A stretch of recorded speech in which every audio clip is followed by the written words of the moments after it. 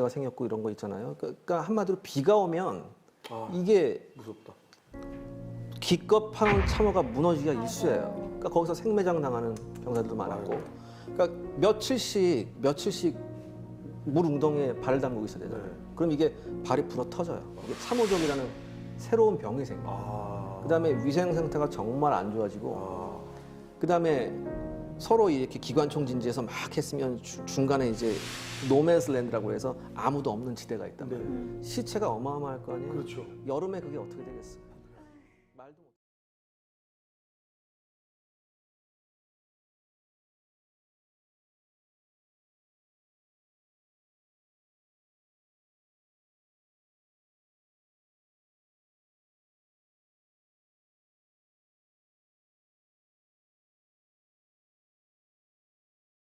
계시록 8장 8절 둘째 천사가 나팔을 부니 불붙는 큰 산과 같은 것이 그 바다에, 여기서 바다에라는 것은 바다에 직접 떨어진 것이 아니고 바다를 향해서라는 말이죠. 그 바다를 향해서 던지음에 그 바다의 그 3분의 1이 피가 되고 그 바다 가운데 생명 가진 그 피조물들의 그 3분의 1이 죽고 그 배들의 그 3분의 1이 깨어지더라. 첫째 나팔이 1918년에 끝난 1차 세계대전이면 위의 사건은 그 이후의 사건이라야 합니다. 위의 사건은 1939년부터 6년간 진행된 2차 세계대전 중에서 1945년 일본 히로시마에 일어난 원자탄 투하 과정을 묘사한 것이라고 보입니다. 불붙는 큰 산과 같은 것은 원자폭탄이 폭발했을 때의 버섯구름을 묘사한 것이죠. 폭탄이 바다를 향해 던지웠는데 일본은 바다에 있는 섬이며 히로시마는 항구 도시입니다. 그 결과 그 바다의 도시인 히로시마 인구의 3분의 1이 죽었습니다. 그런데 위 말씀에서 폭탄이 공중에서 불부터 큰 산과 같이 보인다고 하였고 그것이 그 후에 떨어진다고 하였는데 어떻게 폭탄이 공중에서 점화된 후에 낙하된다는 말일까요? 보통 폭탄은 공중에서 투하됐을 때 폭발하지 않고 땅에 닿으면서 폭발하지 않습니까? 그런데 당시에 히로시마에 떨어진 원자탄 작은 꼬마 리틀보이라고 하죠. 그 작은 꼬마는 피해를 극대화하기 위해서 공중 600m 상공에서 폭발했음을 기록에서 볼 수가 있습니다. 또한 2차 세계대전은 후반의 전투기의 발달로 인한 공중전을 제외하고는 대부분 전함을 이용한 전투였습니다.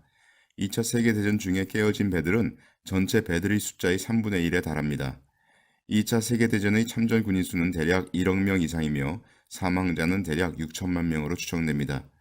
여기에서도 사도 요한은 1세기 당시에 없던 원자폭탄을 보면서 불붙는 큰 산과 같은 것이라고 함으로써 자신이 알고 있는 단어로 새로운 물체를 묘사하였습니다.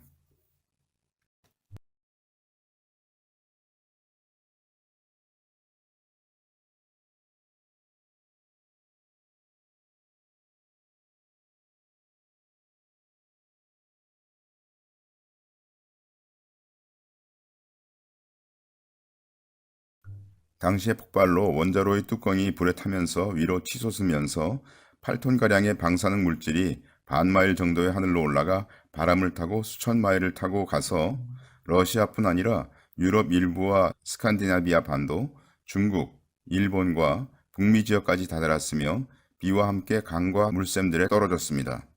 다시 말하여 위로 치솟았던 원자로 뚜껑은 마치 횃불처럼 타는 듯이 보이는 큰 별같이 땅에 추락했고 하늘로 올라간 미세한 방사능 물질은 땅의 많은 지역의 강들과 물샘들을 오염시켰다는 것이죠. 또한 그것으로 인하여 방사선에 피폭된 자들은 대략적으로 2억 명에 이를 것으로 추산됩니다. 그뿐 아니라 쑥, 영어로는 월무드라고 하는데요. 그 쑥은 우크라이나 말로는 초르노빌이라고 하며 러시아 말로는 체르노빌이라고 합니다. 하나님께서는 쑥이라는 단어를 통해서 이 사건이 체르노빌에서 일어날 것을 암시하셨죠. 이 폭발로 인해서 일본에 떨어진 원자폭탄의 약 400배에 달하는 방사능 물질이 방출되었고요. 인류 역사상 첫 번째의 원자로 폭발 사고로 기록됩니다. 이와 같이 나팔의 특징은 1차와 2차 세계대전과 같이 세계적인 규모의 사건이거나 체르노빌 원자로 폭발과 같이 역사상 첫 번째 사건임을 알 수가 있습니다.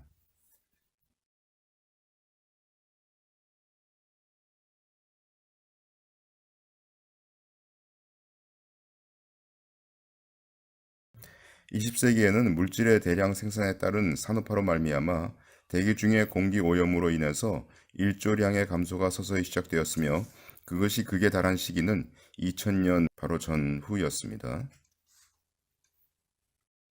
미국, 영국, 독일, 이스라엘, 러시아, 중국, 홍콩, 일본, 남극 대륙 등지에서 일조량이 감소된 것이 측정되었고요. 이와 같은 일조량의 감소는 지구 곳곳에서 이루어졌기 때문에 그것을 과학 용어로서 지구 일조량 감소, 글로벌 디밍이라고 부르게 되었습니다. 그 중에 최고조로 일조량이 감소된 곳은 러시아와 홍콩으로 1990년대 초에 이미 대략 3분의 1 정도의 일조량의 감소가 있었습니다. 그 원인이 주로 공해로 말미암은 것이기 때문에 일조량만 감소된 것이 아니라 달과 별도 침을 받아서 어두워졌다고 말할 수 있지요. 그 후에 2000년 이후에는 각 나라들이 대기 오염을 줄이기 위해서 노력한 결과 그와 같은 지구 일조량 감소 현상은 줄어들게 되었습니다.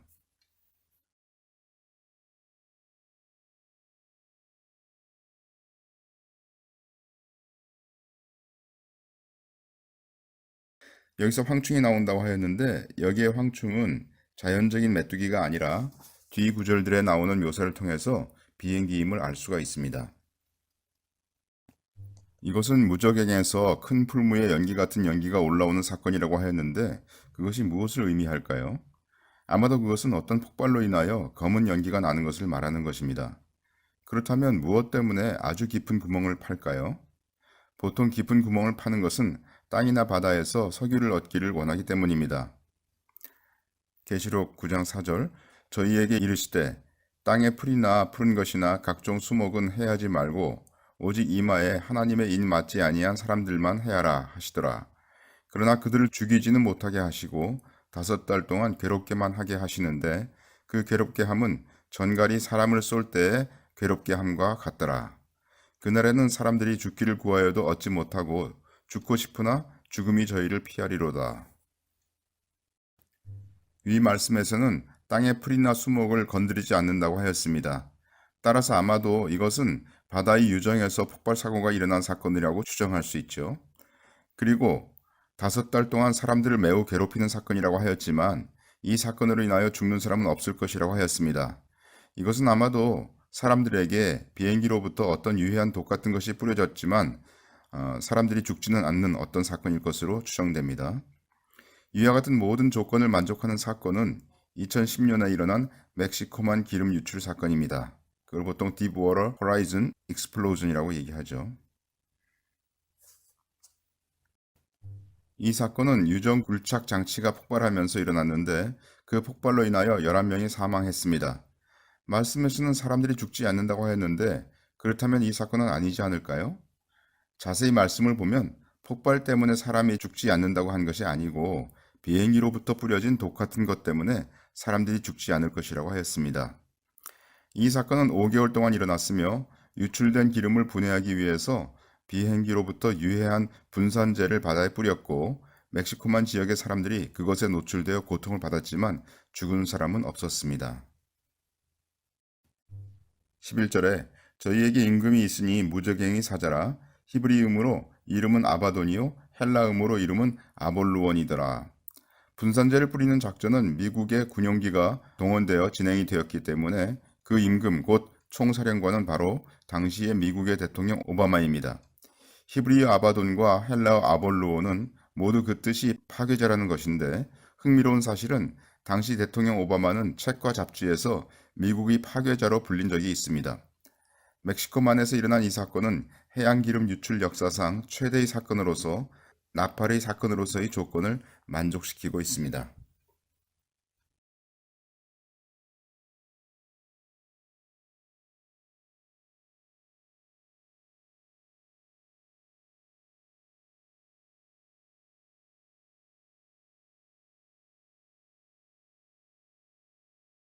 다섯째 나팔의 사건이 2010년에 일어났고 이제 위의 6째 나팔의 사건은 아직 일어나지 않은 사건이므로 우리는 지금 7째 인의 5번째 나팔이 분시대에 있습니다. 6째 나팔은 전쟁에 관한 것인데 그 전쟁은 유브라데에 결박된 네 천사들을 풀어주는 것으로 시작되므로 적어도 유브라데 강이 흐르는 터키, 시리아, 이라크 지역과 관련이 있을 것으로 보입니다. 또한 전쟁의 시작이 그 부근에서 일어날 것을 말한 것일 수도 있죠. 그 년, 월, 일, 시에 이르러 라는 이 표현이 있는데요. 이 말은 전쟁의 기간이 1년, 1개월, 1일, 1시간을 끌 것이라고 하는 해석이 있고 아니면 어떤 특정한 날짜, 그 날짜에 전쟁이 터질 것이다 라고 하는 해석이 있어서 논란이 있습니다. 또한 이 전쟁이 그 지역에 국한한 국지전인지 아니면 세계전쟁인지에 대해서 논란이 있습니다. 2차 세계대전 때의 군인의 수가 1억인데 비해서 이 사건에서는 그보다 더 많은 군인의 수인 2만만 곧 2억이 참전한다고 되어 있습니다. 따라서 아마도 이 사건은 세계전쟁일 확률이 높지요. 사람 3분의 1이 죽는다고 했는데 그것이 어떤 특정 지역, 특히 중동 지역의 3분의 1인지 아니면 세계 인구의 3분의 1인지는 확실치가 않습니다.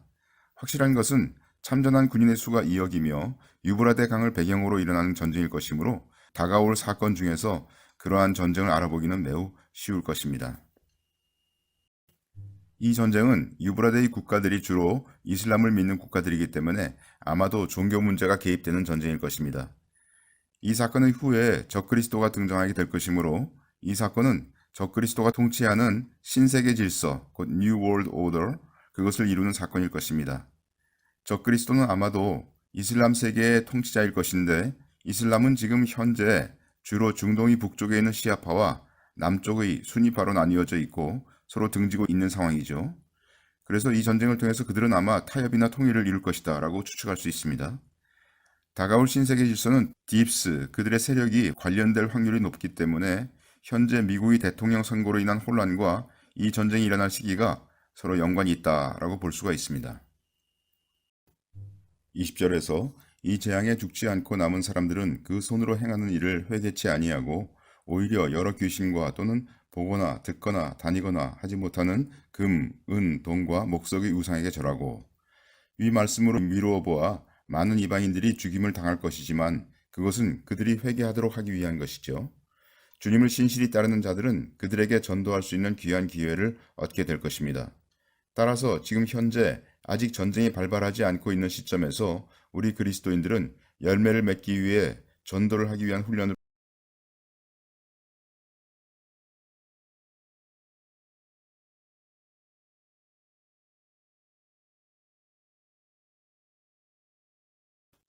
계시록 12장 해를 입은 한 여자가 있는데에 대해서 묵상하겠습니다.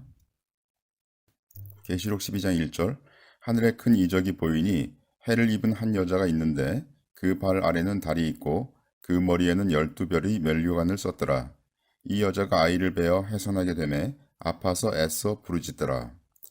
해를 옷으로 해입는 사람은 있을 수 없기 때문에 여기 이 여자는 상징적인 여자인 것이 분명하죠. 요셉의 꿈과 관련하여 이 여자를 이스라엘이라고 보는 자들이 있지만 달이 상징하는 어머니가 정복된 자의 위치인 발 아래 있다는 것은 있을 수 없기 때문에 이 여자는 이스라엘일 수가 없습니다. 또한 이 여자는 교회일 수 없는데 왜냐하면 교회는 아직 결혼하지 않았기 때문이죠. 이 여자는 갈라디아서 4장에 나오는 위에 있는 예루살렘 곧 우리 어머니로서 새 언약 복음을 말하고 있습니다. 복음은 해 곧 하나님의 은혜를 입고 그분의 영광을 바라며 우리로 하여금 달 곧 율법에서부터 벗어나도록 하였으며 별 곧 믿음으로 행하여 상급을 얻은 12사도를 보이고 있습니다. 또한 이 여자의 안에는 아기들이 들어있는데 그들은 곧 그리스도인들이죠. 계시록 12장 5절 여자가 아들을 낳으니 이는 장차 철장으로 만국을 다스릴 남자라. 그 아이를 하나님 앞과 그 보좌 앞으로 올려가더라. 여기에 남자아이는 그리스도가 아닌데 왜냐하면 요한이 이것을 쓸 당시에는 이미 그리스도께서 승천하신 후이기 때문입니다. 성경에 철장으로 만국을 다스릴 자는 그리스도 외에 이기는 자들이 있죠. 이 여자 곧 복음의 안에 있는 그리스도인들은 복음을 통한 해산하는 수고를 거쳐 그리스도의 형상을 이루는 이기는 자들이 되어 탄생하게 됩니다. 이 아이는 하나님의 보좌 앞으로 직접 올라가는 첫 번째로 휴거되는 14만 4천 명의 이기는 자들을 말하고 있습니다. 그 전 구절 4절을 보시면 여기서 그는 용 곧 사단을 말하고 있죠. 그 꼬리가 하늘의 별 3분의 1을 끌어다가 땅에 던지더라. 용이 해산하려는 여자 앞에서 그가 해산하면 그 아이를 삼키고자 하더니 이 시기는 지금 두 증인이 승천한 후로서 마지막 7년의 중간 시점인데 사단으로 말미암아 하늘에 속한 별들 곧 천사들의 3분의 1이 타락하게 되므로 땅에는 엄청난 영적 혼란이 있게 될 것입니다.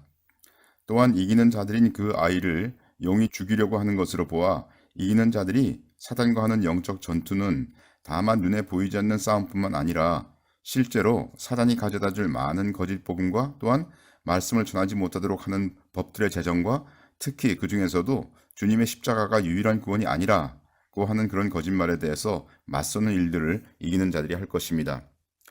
이기는 자들은 죽음을 두려워하지 않고 사단을 대적하였으며 사단은 그들을 죽이려고 하였으나 이기는 자들은 휴거되어 죽음을 벗어납니다. 계시록 14장 어린 양이 시온산에 섰고 그와 함께 14만 4천이 섰는데에 대해서 묵상하겠습니다. 계시록 14장 1절 또 내가 보니 보라 어린 양이 시온산에 섰고 그와 함께 14만 4천이 섰는데 그 이마에 어린 양의 이름과 그 아버지의 이름을 쓴 것이 있도다. 여기에 14만 4천이는 헬라어 문법상 계시록 7장에서 나오는 하나님의 인침을 받은 이스라엘인 14만 4천인과는 다른 무리들입니다. 이 자들은 하늘에서 보이기 때문에 휴거된 무리들인데 그들은 바로 계시록 12장에서 첫 번째로 휴거된 여자가 낳은 이기는 자들인 철장으로 만국을 다스릴 남자 아이입니다. 3절에 저희가 보좌와 네 생물과 장로들 앞에서 새 노래를 부르니 땅에서 구속함을 얻은 14만 4천인 밖에는 능히 이 노래를 배울 자가 없더라. 그들은 하나님 앞으로 직접 휴거되었는데 땅에서 구원받은 자들로서 영적으로 탁월한 자들이기에 그들만이 하나님 앞에서 노래를 배울 수 있다고 합니다. 그리스도 안에서 자신을 부인하고 매일 십자가를 지고 주님을 쫓은 자들이므로 십자가가 무엇인지 알고 그 부활의 능력이 무엇인지 아는 자들이기에 그들의 영적 수준은 높습니다. 오늘날 많은 이들이 자신이 처한 어려운 환경을 십자가라고 말하는 경향이 있으나 성경은 십자가를 진다는 것은 자신의 옛사람을 주님께서 처리하신 것을 믿음으로 받아들이는 것을 말하고 있습니다. 그들은 이 땅에서 성령으로 말미암아 부활의 능력으로 살았기에 휴거 때 부활체의 몸을 입었을 때에도 그와 같은 자신의 영적 상태를 유지하고 있습니다. 계시록 14장 4절 이 사람들은 여자로 더불어 더럽히지 아니하고 정절이 있는 자라 어린 양이 어디로 인도하든지 따라가는 자며 사람 가운데서 구속을 받아 처음 익은 열매로 하나님과 어린 양에게 속한 자들이니 그 입에 거짓말이 없고 흠이 없는 자들이더라. 그들은 여자 곧 다른 미혹된 사상들에 이끌리지 않았고 순수한 복음을 견고히 지켰으며 주님의 인도하심에 철저히 순종한 자들입니다.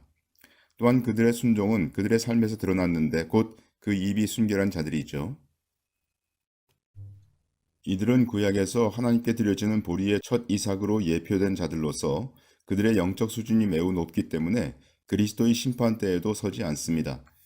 그들은 WCC와 에큐메니칼 운동을 반대하였을 것이며 오늘날 많은 교회들이 받아들이고 있는 번영 신학이나 신사도적인 행태, 예를 들어 땅 밟기, 가계의 저주, 성령으로 죽이거나 쓰러뜨리는 것, 뜨레스 디아스, 믿음의 말 운동, 두 날개, 알파코스, 요엘의 군대, 신사도 운동, 아이합, 토론토 축복, 관상기도, 성령이여 오소서, 금이빨, 금가루, 기독교 상담심리, 내적 치유 등등을 배척하였을 것입니다. 그 외에도 오늘날 교회를 무너뜨리고자 들어오는 수많은 단체와 이론들이 너무 많아서 여기 열거할 수가 없을 지경이죠. 오늘날 기독교 내에서 일어나고 있는 가짜 부흥 운동에 동조하고 가담하는 자들은 첫 번째 휴거의 대상이 되지 못합니다. 계속 그와 같이 사람의 미혹 가운데 있으면 아마도 두 번째 휴거에도 휴거되지 못할 가능성이 있죠. 계시록 14장 구름 위에 사람의 아들과 같은 이가 앉았는데에 대해서 묵상하겠습니다. 계시록 14장 14절 또 내가 보니 흰 구름이 있고 구름 위에 사람의 아들과 같은 이가 앉았는데 그 머리에는 금 면류관이 있고 그 손에는 이한 낫을 가졌더라. 또 다른 천사가 성전으로부터 나와 구름 위에 앉은 이를 향하여 큰 음성으로 외쳐 가로되 네 낫을 휘둘러 거두라. 거둘 때가 이르러 땅의 곡식이 다 익었음이로다 하니 위에 나오는 사람의 아들과 같은 이는 분명 그리스도이신데 계시록에서 주님께서 구름 위에 앉으신 때는 이곳 한 곳뿐입니다. 그러므로 이 장면은 분명 휴거의 장면이며 둘째 휴거에 해당합니다. 왜냐하면 우리가 데살로니가 전서 같은 경우에 보면 휴거를 설명하는 데 있어서 주님께서 우리를 구름 속으로 끌어올린다고 하셨기 때문이죠. 이 두 번째 휴거는 미래 추수에 해당되는 것으로 봄절기에 일어납니다. 휴거는 주님께서 낫을 휘두르심으로 되며 익은 땅의 곡식을 거두는 것입니다. 익지 않은 곡식은 거두지지 않을 것이기 때문에 어떤 그리스도인들은 남아서 3년 반의 환란 기간을 겪게 되죠. 계시록 15장 1절 또 하늘에 크고 이상한 다른 이적을 보매 일곱 천사가 일곱 재앙을 가졌으니 곧 마지막 재앙이라 하나님의 진노가 이것으로 마치리로다. 일곱째 나팔이 사건인 휴거가 이루어지는 때에 일곱 재앙 곧 마지막 일곱 대접의 재앙이 보이므로 일곱째인 시기 안에 일곱 나팔이 있으며 일곱째 나팔 시기 안에 일곱 대접이 있는 것을 알 수가 있습니다. 2절 또 내가 보니 불이 섞인 유리바다 같은 것이 있고 짐승과 그의 우상과 그의 이름의 수를 이기고 벗어난 자들이 여기 이제 원어로 보시면 이 부분을 어떻게 읽어야 되냐면 짐승과 그의 우상과 그의 이름의 수로부터 의기양양하게 땅으로부터 나오는 자들을 이렇게 표현되어 있습니다. 유리바다가에 서서 하나님의 검은 고를 가지고 구름으로 끌어올려지는 두 번째 휴거는 이미 적그리스도가 핍박을 시작한 후에 일어나며 그때에는 죽은 성도들, 특히 구약시대의 성도들도 부활하여 산자들과 함께 휴거됩니다. 이 시기는 아직 일곱 대접의 재앙이 부어지기 전인 그런 시기이지만 적그리스도가 이미 나타나서 핍박을 시작한 후인 그 시기인 것을 알 수가 있죠. 따라서 이미 죽은 성도들은 짐승과 싸울 필요가 없으며 그들은 부활체를 입고 의기양양하게 땅으로부터 하늘로 올라가는 그 장면을 여기서 묘사하고 있는 것입니다. 올라간 이들은 구름에서 주를 영접하는데 주님께서는 그들을 유리바다 곧 하나님의 보좌 앞으로 이끄십니다. 그런데 구름 속으로 휴거된 후 성전으로 들어간 이 두 번째 휴거된 자들은 불이 섞인 유리바다 위에 서 있게 됩니다. 이것을 유리바다 가로 서 있다고 이렇게 보는 것보다는 그 유리바다 위에 서 있다고 보는 것이 좀 더 타당합니다. 원래 보좌 앞에 있는 유리바다는 불이 없었는데 여기에는 새로이 불이 있게 되며 그것은 성도들의 공력을 시험하기 위한 불입니다. 고린도전서 3장에 보시면은 불이 있어가지고 그 불로 하여금 성도들의 공력을 시험해서 그 불에 공력이 타지 않는 그 자들은 열매를 맺은 자들로서 주님 앞에 상급을 받는다고 되어 있죠. 여기에 보여진 성도들은 이미 그 불의 시험을 통과한 자들로서 불 위에 서 있으면서도 능히 찬양을 드릴 수 있는 자들입니다. 왜냐하면 이들 중 신약시대 성도들은 인내로서 하나님의 계명과 예수 믿음을 지킨 자들이라고 표현되기 때문입니다.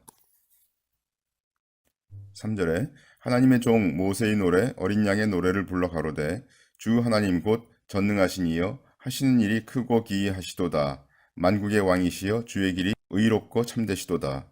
구약시대의 성도들은 모세의 노래를, 신약시대 성도들은 아마 어린 양의 노래를 주로 부를 것입니다. 8절에 하나님의 영광과 능력을 인하여 성전의 연기가 차게 되매 일곱 천사의 일곱 재앙이 마치기까지는 성전에 능히 들어갈 자가 없더라. 이제 휴거를 통하여 성전에 들어갈 자는 없으며 일곱 대접이 부어진 후에 환란을 통과하며 익은 그리스도인들이 다시 성전에 들어갈 것을 말씀하시고 있습니다.